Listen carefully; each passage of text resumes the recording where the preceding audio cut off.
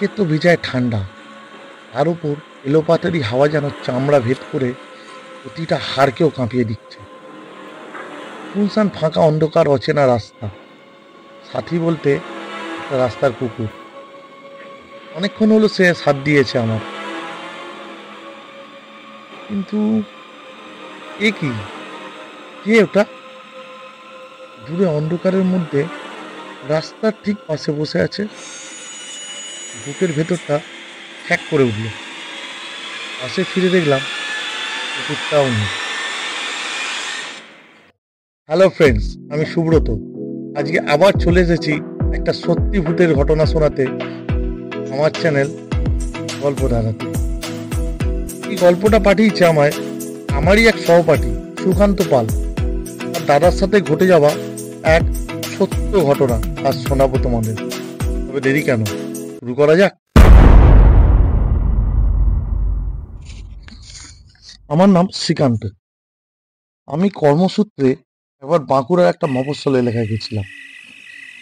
ঠিক ছিল সেদিন বিকেলবেলা কাজ শেষ করে আমি ফিরে আসবো, কিন্তু কাজ শেষ হতে হতে আমার প্রায় রাত 9টা বেজে গেল। এমনই একটা এলাকা যে সেখানে থাকার মতো কোনো হোটেলও নেই। তাই ঠিক করলাম স্টেশনের কাছে নিশ্চয়ই হোটেল পাবো, সে যত রাতই হোক।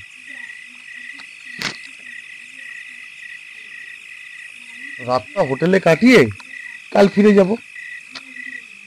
ওই জায়গা থেকে স্টেশন প্রায় 2.5 ঘন্টা বাসে। লাস্ট বাস রাত 10টায়। এই সামনের মুদিখানার দোকান থেকে কিছু খেয়ে নিয়ে শেষ বাসে উঠে বসলাম। কিন্তু এমনই ভাগ্যের ফের যে বাস অর্ধেক রাস্তায় গিয়ে ক্যাচ করে একটা শব্দ করে নিজের ভবলীলা সাঙ্গ করল।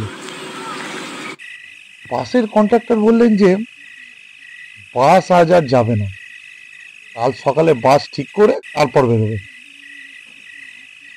বাসের প্যাসেঞ্জার মোটে আমরা 4 জন।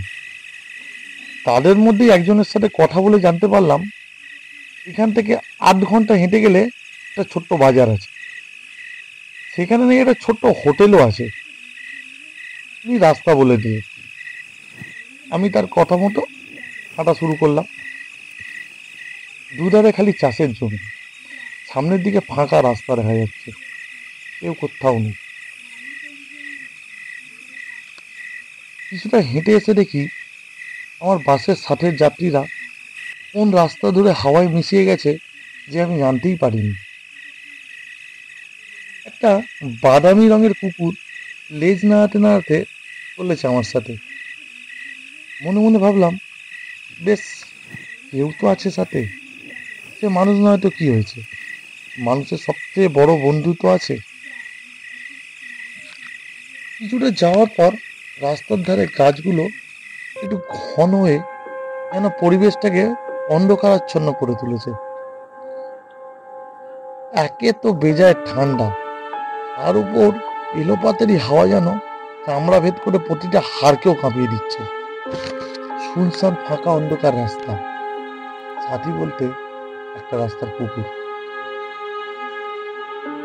অনেকক্ষণ ধরেই বেশ আমার সাথে চলেছে কুকুরটা, যেন আমার রক্ষা করার জন্যই তার আবির্ভাব। দূরে রাস্তার পাশে কি ওটা, ওটা ছ্যাঁক করে উঠলো কেমন। পাশে ফিরে দেখি কুকুরটাও নেই। ভয়টা যেন আরো গ্রাস করলো আমার। থমকে দাঁড়িয়ে পড়লাম রাস্তার মাঝখানে, ভালো করে লক্ষ্য করতে লাগলাম। একটা মানুষের মতোই তো লাগছে। এই ঠান্ডায় কি করছে লোকটা এখানে? এত ঠান্ডার মধ্যেও কপালে যেন বিন্দু বিন্দু ঘাম লক্ষ্য করলাম আমার। একটা অস্বস্তি গ্রাস করে উঠলো আমার গোটা শরীর। জোরে জোরে দুটো নিঃশ্বাস দিলাম, নিজেকে শান্ত করে বোঝালাম ওটা একটা মাতাল হবে, হয়তো মদ খেয়ে পড়ে আছে রাস্তায়। নিজেকে কিছুটা শান্ত করে আরো কিছুটা যাওয়ার পর লোকটা কিছুটা স্পষ্ট হলো। বুঝলাম লোকটা পুরো উলঙ্গ।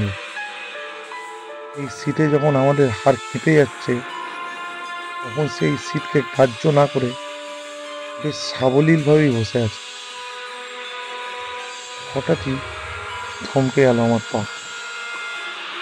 বুঝতে পারলাম লোকটা হঠাৎ উঠে দাঁড়িয়েছে। আমি যেদিক থেকে আসছি ঠিক উল্টো দিকে তার মুখ। ভাবছি কি করব, হঠাৎ সে ঘুরে তাকালো আমার দিকে। আমি আস্তে আস্তে পিছন দিকে পেছোতে লাগলাম। লক্ষ্য করলাম আমিও যত পেছোচ্ছি সেও আমার দিকে তত এগোচ্ছে। খুব ধীরে ধীরে সে এগিয়ে আসছে আমার দিকে।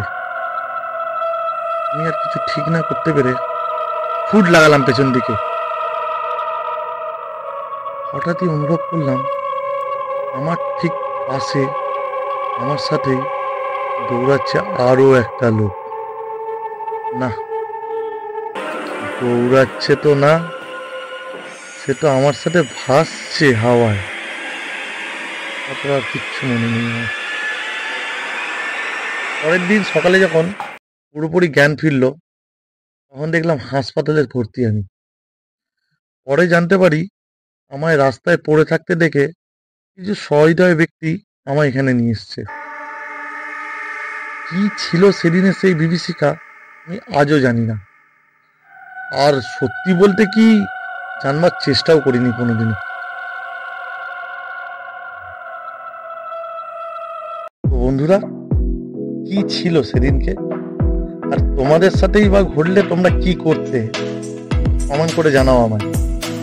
ভালো লাগলে গল্প লাইক করো, শেয়ার করো, শেয়ার করে শোনাও তোমাদের প্রিয়জনদের।